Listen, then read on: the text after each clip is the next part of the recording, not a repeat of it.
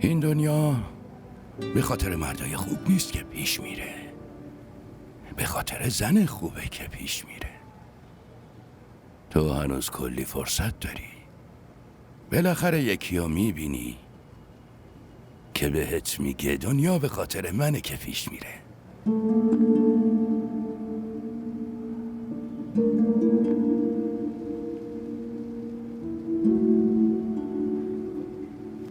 صورت حسابو بیار. صورت حسابو من میدم. بابا ول کن آقا حاتم. چه من چه تو، فقط به این فکر کن که از کجا 200 میلیون بیارم. آقا 240 روپیه.